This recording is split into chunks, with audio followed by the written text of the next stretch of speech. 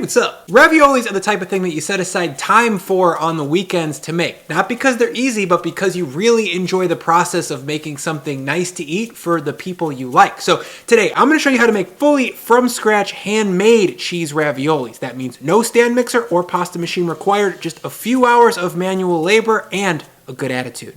To get started, I'm going to grab my food processor and into that measure 285 grams of all-purpose flour. Now with the blade spinning, I'm going to stream in 20 grams of extra virgin olive oil, 2 large eggs, and 6 egg yolks. Once everything's streamed in, I'm going to continue to spin this on high speed for 10 to 15 more seconds or until everything has fully combined like this. The dough should be just a little bit tacky here because it's hydrated but has no gluten developed yet. So to do something about that, I'm going to flip this out onto a floured cutting board, and yes, that's quite tacky. A bit more flour to keep things dusted. Then I'm going to hand knead this dough for about 2 to 3 minutes to develop some more strength. I'll mention that if you don't have a food processor, you could just stir the flour, eggs, and oil together in a medium bowl until they're combined, then flip them out onto the cutting board and knead them just like I am here. Stand mixer instructions will be in the description box below. After 3 minutes of elbow grease in this dough, it's now well developed, well kneaded, and a lot less tacky. But before we can roll it out, the dough needs to fully relax and the flour needs to finish hydrating. So I'm going to wrap this well with plastic wrap and put it out of the way while we make some fresh ricotta for this pasta. For that, I'm gonna grab a high-sided saucepan and put that on the stove over at medium heat. Into that, I'm gonna measure 2,000 grams or a rough half gallon of whole milk, 200 grams of heavy cream, and 15 grams of salt. Using a wooden spoon, I'm gonna stir that to dissolve the salt. Then I'm gonna turn the heat down to low, and now I'm gonna gently raise the temperature of this milk to 190 F 87C over the course of about 15 minutes. I'm making my own ricotta here because the store-bought stuff in the United States is very bad. It's super grainy and pretty wet, and I really can't recommend it to anybody. The only other option would be to go to like an Italian grocery store. They might have something of high quality. The best way to know is to just give it a taste. It should be light, creamy, sweet, and not grainy at all. The other alternative would be to cut store-bought ricotta with 50% mascarpone cheese, or you could just make your own, which I recommend. After 15 minutes of stirring this milk every 3 to 4 minutes, it's in the temperature zone that we need it, 190 F 87C. So next, I'm gonna slowly drizzle in 100 grams of white distilled vinegar. To get that vinegar evenly distributed, I'm gonna gently stir it with my wooden spoon, very gently. Any aggressive stirring here would shatter the fresh, fragile curds and make things nearly impossible to strain into a proper ricotta. Once it's all stirred to combine, I'm gonna let this sit here off heat for 20 minutes.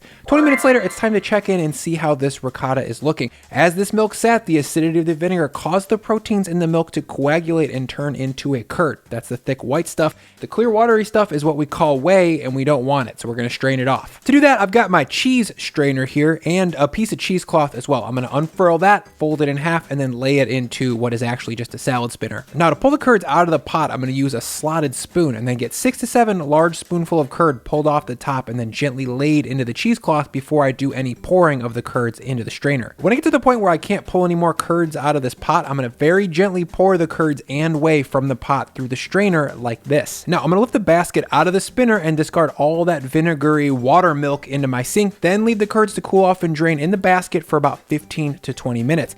After 20 minutes, we've got just about the best tasting ricotta available to any home cook, at least in the United States. It's sweet and creamy and just so fresh tasting. When I make it, I pretty much eat all of it within the first day, and apparently that's not the best move for my gut health according to the at-home microbiome test I just took from the sponsor of this video, Ombre Lab. It turns out that when you eat your own YouTube food all the time, you end up feeling a little bit bloated, you guys, and it's probably tied to my gut health. The gut contains trillions, yes, with a T, trillions of bacteria, some good, some bad, and when you feed the bad bacteria a bunch of pizza and milk all the time, they flourish and cause a whole bunch of problems. Bloating is just one of them. Your mental health can really suffer, you can gain weight, you can lose sleep, and your immune system can be less effective. Luckily, Ombre Lab makes it super easy to measure what's going on in there with an at-home gut microbiome test. The test ships right to your door. You follow the simple instructions, get a sample, and then put that back in the mail. A few weeks later, you have a detailed breakdown of what's going on in there and recommendations for which foods to avoid and which foods to eat more of. I need to cut back on dairy and eat more shiitake mushrooms and asparagus, apparently. They also make personalized probiotics to help bring things back into balance if you're interested in those. So if you're bloated or tired, feeling depressed, or if you get sick all the time, it could be your gut. To see if your stool has the answers, go to tryombre.com/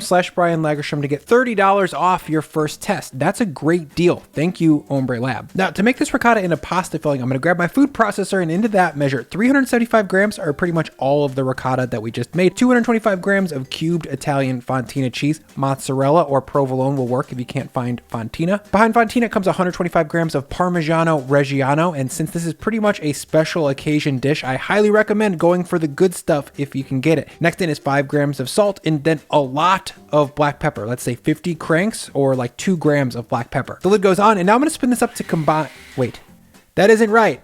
Add in 1 large egg as well. That's going to bind the cheese together and keep everything from getting grainy and overcooked under the high heat of boiling water. Perfect. Now I'm going to spin this up until the fontina is fully broken down into the ricotta mixture. That's going to take about 15 to 20 seconds in total. And there we go. It turns out that the best ravioli filling in the world is just 3 very delicious cheeses combined with an egg. Simple is good. Now I'm going to transfer this over into a large freezer bag and then zip up the back. You'll see why I'm using a freezer bag in just a second. Now let's grab that rested pasta dough off the top of the fridge and roll some ravs. This dough's been resting for about 45 minutes on top of the fridge, and now it's fully relaxed, fully hydrated, and ready to roll. The combo of the yolks and the olive oil in that dough is going to give us something that is extra malleable and is going to be very forgiving for beginners who haven't rolled stuffed pasta before. The first move is to get things floured up, then cut the dough in half because we're going to be rolling this out in 2 batches. I'll grab my rolling pin. I really like this tapered one, by the way. More flour to keep things from sticking, and now I'm going to roll out, flipping once or twice as I go to get this chunk of dough to start to resemble a sheet of dough. Keep things really well floured to prevent stickage because as this sheet grows larger, it's going to get slightly stickier. The goal here is to stretch this pasta into a 10 to 12 inch tall, 24 to 26 inch wide sheet. That's roughly the width of my cutting board. The way to get there is patient, gentle pressure and just using your judgment to see where you need to apply pressure and where things are looking thick. Once I'm in the rough ballpark of the size that I want, I'm going to fill in the corners by cutting off the overlapping dough from the side of the cutting board and then pressing those firmly to fuse them back in with the dough. There we go. Now I've got a roughly rectangular-ish shape in the proportions that I'm looking for. That's about the thickness of 4 sheets of notebook paper, give or take. I'll flour the top one more time, then flip the dough so that the floured side is touching the board, and then from there I'm going to cut this in half right down the middle lengthwise. I'll cut off the bottom, then the top, then I'm going to cut the sides into nice clean right angles. There we go. 2 sheets, even thickness, 5 to 6 inches tall, 24 inches wide. That's going to make about 18 ravioles. A quick extra step here is to mark exactly where the ravioli filling should go. For that, I've got a ring mold that's about 1.5 inches across or 4-ish centimeters. Using the rounded side, not the sharp one, I'm going to gently put an indent in the pasta sheet on the bottom half, about a 1/2 inch up from the edge, every 4 inches or so, center to center. Once I've got 9 per sheet, or about 18 rounds in total, I'm going to grab the Ziploc bag of cheese mush from the fridge and squeeze the filling down into the corners, twist it off, then cut off about 1 inch from the corner, and there we go. Now it's a piping bag. Laying down the filling onto the pasta sheets is actually super simple. Just squeeze the bag until there's a good sized dollop of filling that kind of fills the circle. The batch size of filling is enough to generously fill 36 raviolis and then some, so feel free to go generous. Once I've got 18 squirts of cheese lined up on this pasta, I'm going to use a spray bottle to lay down a little bit of water to make sure that this pasta can stick to itself again. I probably went a little bit overboard on the spray here, and you'll see what that does in a second. Now, once we've got tacky pasta, I'm going to lift and fold over the sheet. The top goes down to the bottom, and I'm going to give it a gentle push to make the seal stick. Once I've got that dough folded over, now I'm going to switch over to a point of view mode so that you can really see what I'm doing. The move here is simple. Starting at the top, I'm going to push the filling back into the middle while also making the sheets fuse together with a little bit of downward pressure. Then, using my pointer finger and my pinky, I'm going to form up the filling a little bit to try and squeeze out any air sitting between the pasta sheet and the cheese. It will explode in the water if there's a lot of air in there. When all the air is squeezed out, I'm going to press all the way around the ravioli to make sure that the sheet is sealed up. The ravioli will also explode if the sheets aren't fused together properly, so don't be shy with pressing them together. I'm going to press the other 17 ravs real quick, and now to cut this into a singular ravioli, I'm going to use a fluted cutting thing like this. Super cheap if you don't have one. I will link to this one below in the description. I'll zip off the end, then the top, and then the bottom. This is where you can see that I used too much water because the pasta had time to actually fuse to the cutting board when I pressed it down. So make sure that there's plenty of flour under the ravioli and only use the bare minimum of water to make these sheets stick together. The last step here is to zip these from top to bottom to make them individual pieces. If you see a large gap in between pieces, zip out any of the extra. That way they'll all be square shapes. When I've got 18 of these raviolis cut free from each other, I'm gonna grab a little baby sheet tray, dust that with semolina, then layer on my pastas, hit it with more semolina on top. That's gonna keep them from sticking. Now I'm gonna move these over into the freezer to firm them up and store them until it's cook time. They would get overly hydrated and soggy if we stored them in the fridge. Then we can either roll out the other half of this pasta dough to get 36 total raviolis, or if you're gonna be eating these alone on camera like me and only need 18 pieces, we're gonna move on ahead to making a quick, delicious, rustic tomato sauce to cover these ravs. Into a preheated saute pan, I'm gonna add in 35 to 40 grams or a good long squiz of nice olive oil. Then in goes 20 grams or 4 cloves of sliced garlic and 15 grams of chopped Calabrian chilies. Feel free to sub in 2 grams of chili flake if you don't have access to the Calabrian chilies, or maybe when you're at the Italian grocery store asking about ricotta, grab some Calab chills as well. They're super fruity and a pillar of a civilized kitchen's pantry. Once things have gotten nicely fried up for about 2 minutes or so over medium heat, we're going to add in one 28-ounce can or about 790 grams of the best tasting crushed tomatoes you can get. Behind that, 5 grams of salt. Then I'm going to stir everything to combine, reduce the heat to medium-low, and simmer the sauce for 15 to 20 minutes, stirring 2 or 3 times in that span. After that 20 minutes, things have concentrated by about 50%. The garlic and the chilies are nicely softened. And yeah, that's a simple, beautiful tomato sauce fit for simple, beautiful cheese ravioles. Set that aside for now. Next, I'm going to grab a tall-sided pot filled with water and throw it on high heat to bring it to a boil. Once that's up to a hot boil, now I'm going to add in a strong pinch of salt because since this dough has no salt in it, the water needs to be quite salty. Next, I'm going to grab my pastas from the freezer and drop in 9 of them. Since these pastas were hand rolled, they're a little bit thicker than something rolled by a machine. And because of that, the cook time is going to take a little bit longer as well. I think 10 minutes is just about the right amount of time for these to be fully tenderized in the thicker parts of the dough, while at the same time not totally nuking the delicate cheese filling inside. Right before these pastas come out, I'm going to preheat a little nonstick pan over low heat. We'll get right back to that.